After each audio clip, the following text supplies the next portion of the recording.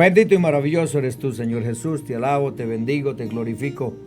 Te doy toda la honra y la gloria, Padre Santo.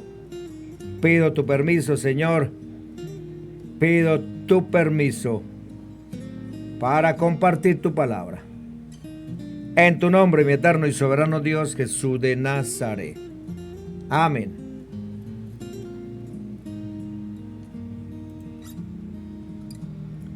Bueno, les cuento que se me cayó la página del Face. Se cayó la página del Face. Por tal motivo, los hermanos que estaban en el Face, gracias por comprenderme. Y la enseñanza quedará grabada en el canal de YouTube.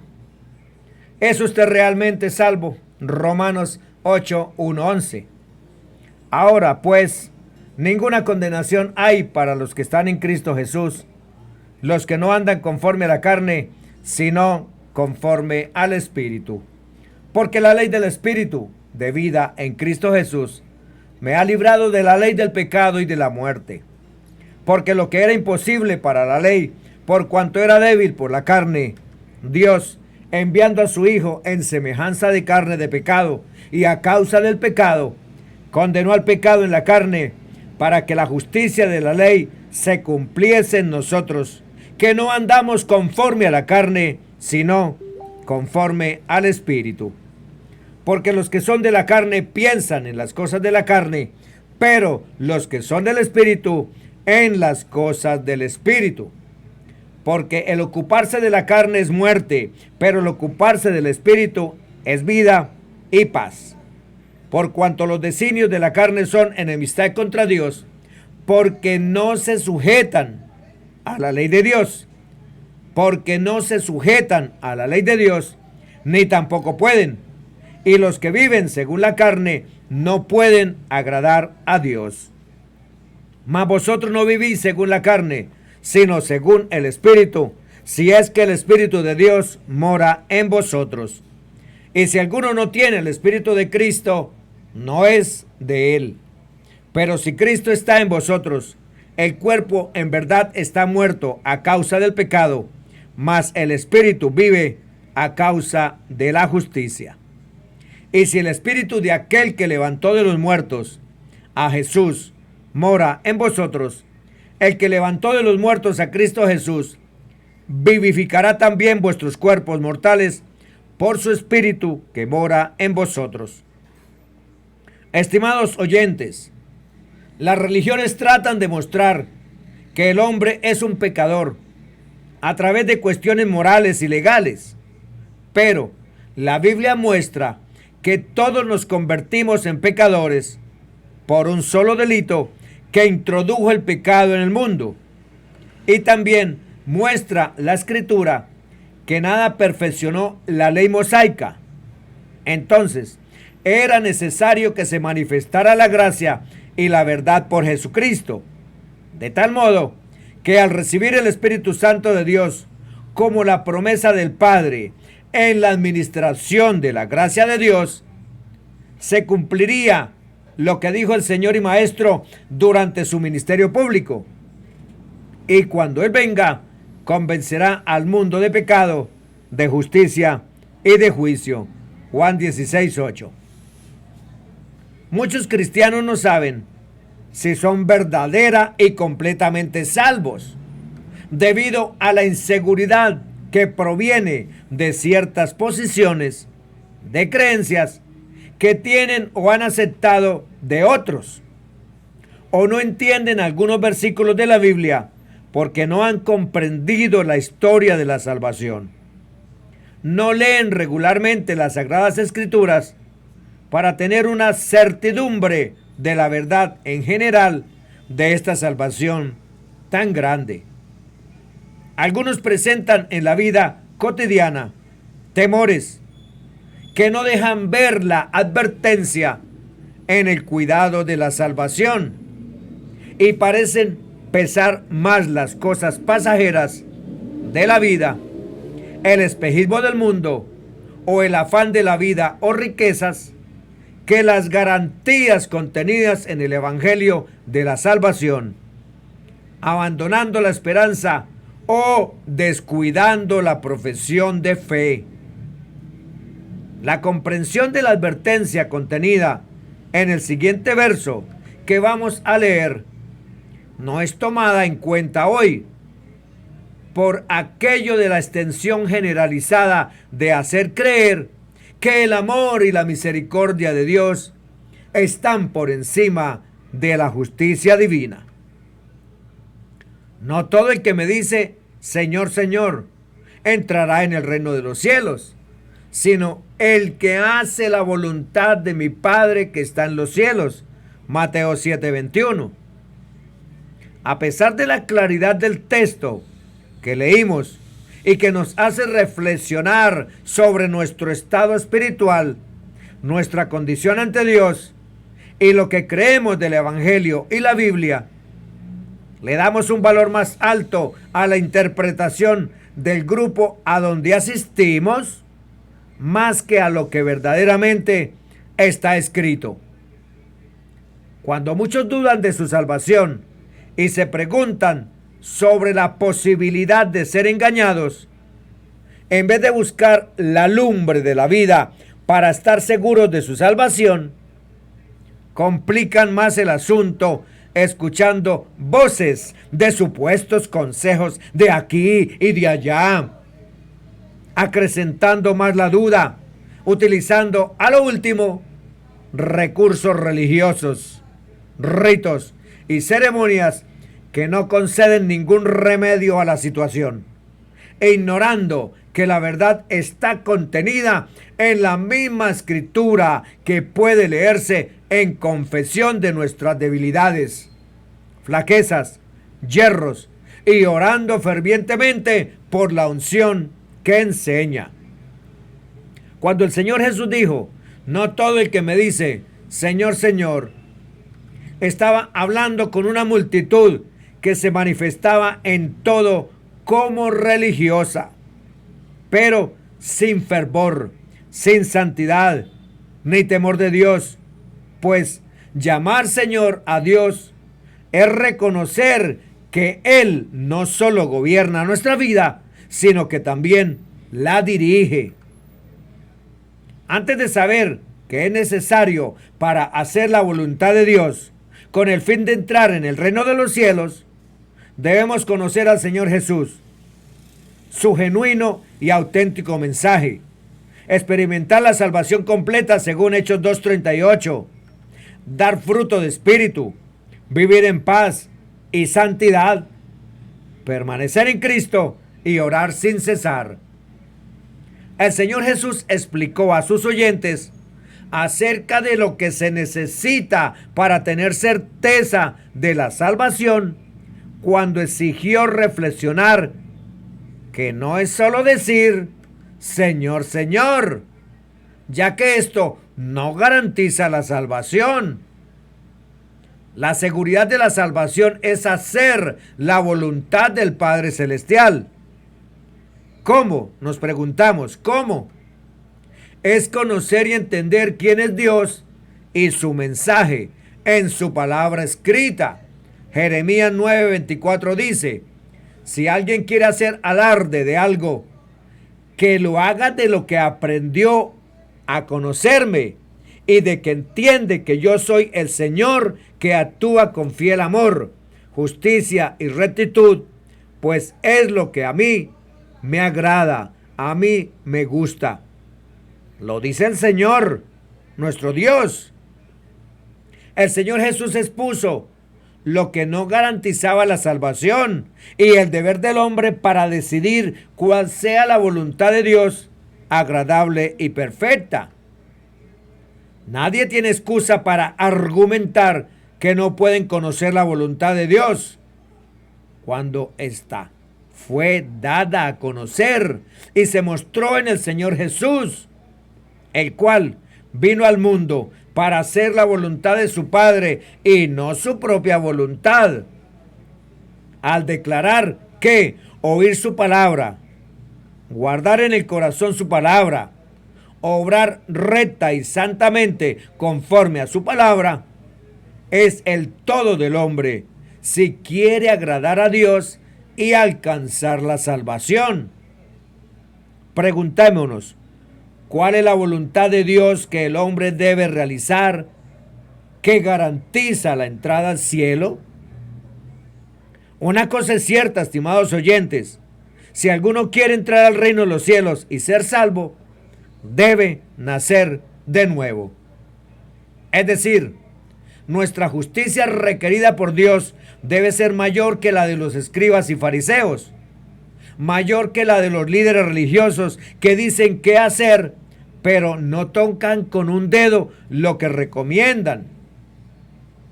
La voluntad de Dios es específica en este tiempo de la gracia de Él.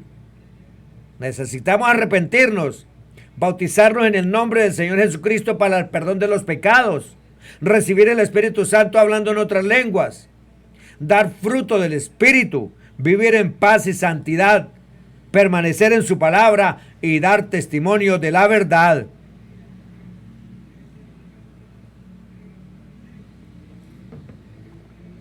La obra de Dios, o el mandamiento de Dios, o la voluntad de Dios, se resume también en la siguiente frase: y este es su mandamiento, que creamos en el nombre de su Hijo Jesucristo y nos amemos unos a otros. Este es su mandamiento. 1 Juan 3:23, Juan 6:29. La voluntad de Dios es que los hombres crean en Cristo y le crean a Cristo.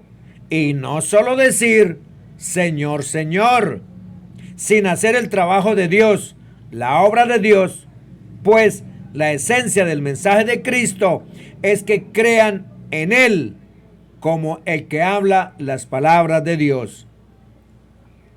Respondió el Señor Jesús y les dijo: la obra de Dios es esta, que creáis en el que Él ha enviado. Juan 6:29. Hacer la voluntad de Dios nos trae plenitud de gozo, al contrario de no hacerla. No se ven los resultados de la salvación cuando no hacemos la voluntad de Dios.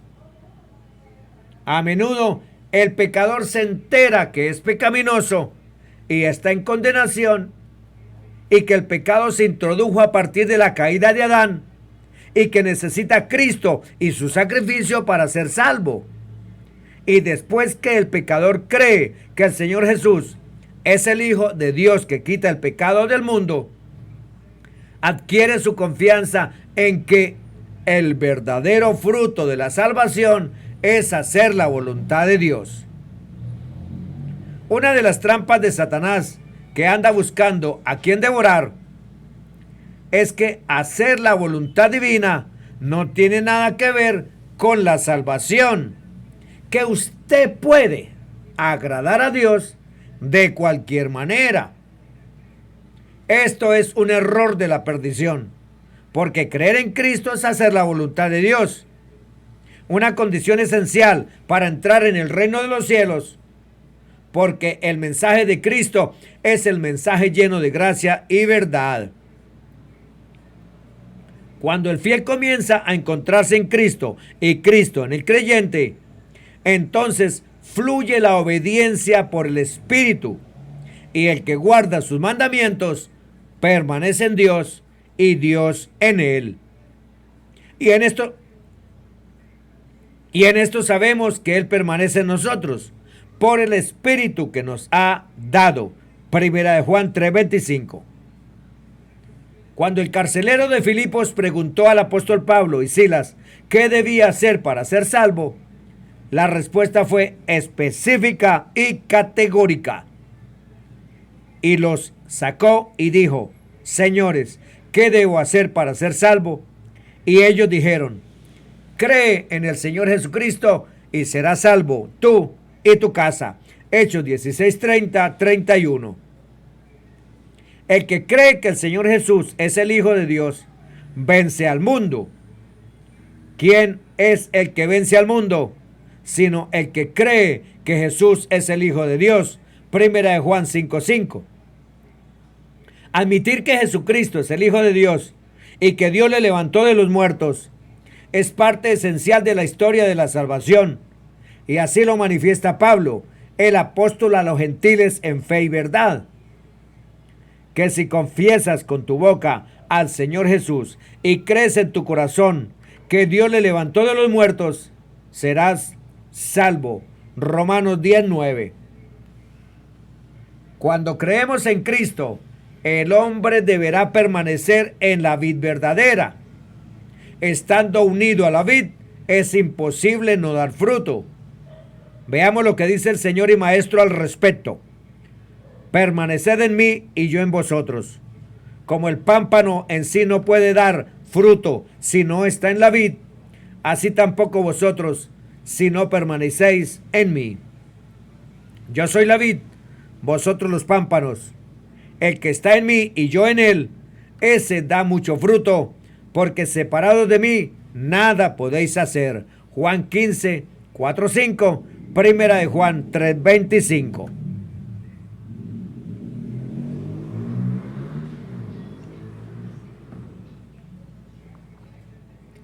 El fruto que produce el creyente se nota en la profesión que hacemos del nombre del Señor Jesús como Salvador del mundo. Así que ofrezcamos a Dios por él sacrificio de alabanza, es decir, frutos de labios que confiesen su nombre. Hebreos 13:15. Estimado oyente, amigo, hermano, no permita que otra persona examine o pruebe la autenticidad de su salvación. Si no hace o no, está haciendo la voluntad de Dios. Ser aprobado por Dios es permanecer en Cristo. Y si permanecemos en Cristo, el fruto mostrará lo genuino de nuestra salvación. No es cuestión de palabras o de hablar grandezas, misterios o de exaltar nuestra denominación. Es asunto del poder de Dios y estar lleno de su poder y gracia. 1 Corintios 4:20. Si alguien trata de poner en duda la salvación de los que creen y han obedecido de corazón a Cristo, solo deben ver la recomendación del apóstol Pablo a los cristianos de Corinto. Examinaos a vosotros mismos si estáis en la fe, probaos a vosotros mismos. ¿O no os conocéis a vosotros mismos que Jesucristo está en vosotros? A menos que estéis reprobados. 2 Corintios 13:5.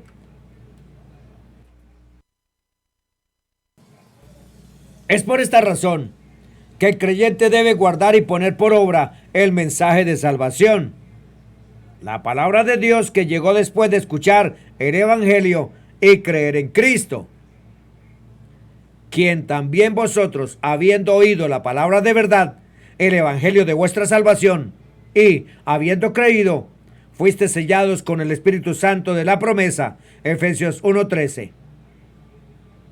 Hay una mala interpretación de lo que es el arrepentimiento genuino, que también es borrosa en la comprensión de muchos cristianos. El arrepentimiento, de acuerdo con la Biblia, es cambiar la mentalidad de lo que se piensa que puede ser renovación.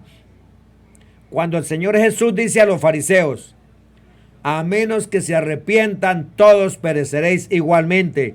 Lucas 13:5. Se demuestra que a pesar de que estos religiosos pensaban que estaban en óptimas condiciones ante Dios por ser descendientes de Abraham, de hecho, ser israelitas no cambió el diseño de pecado que tenían y perecerían del mismo modo que las naciones gentiles. El arrepentimiento no es confesar errores y crímenes. El arrepentimiento no es ir a un confesionario. El arrepentimiento no es penitencia ni vanas repeticiones de oraciones. El arrepentimiento no es remordimiento. El arrepentimiento es un cambio completo de mente y corazón. En el arrepentimiento morimos a tener conceptos, estilos de vida y corrientes de este mundo de tal modo que el arrepentimiento genuino produce frutos dignos que nos conducen a abrazar un nuevo entendimiento. Morimos al pecado para obtener vida. Tal vez millones de religiosos que son miembros hoy de muchas iglesias o denominaciones aseguran que invocan al Señor, pero serán sorprendidos cuando sean rechazados por Dios. Mateo 7, 22, 23. Muchos me dirán en aquel día: Señor, Señor, ¿no profetizamos en tu nombre? ¿Y en tu nombre echamos fuera demonios? ¿Y en tu nombre hicimos muchos milagros? Y entonces les declararé: nunca os conocí, apartados de mí, hacedores de maldad. Bendiciones para todos, en el nombre que es sobre todo nombre, Jesús de Nazaret.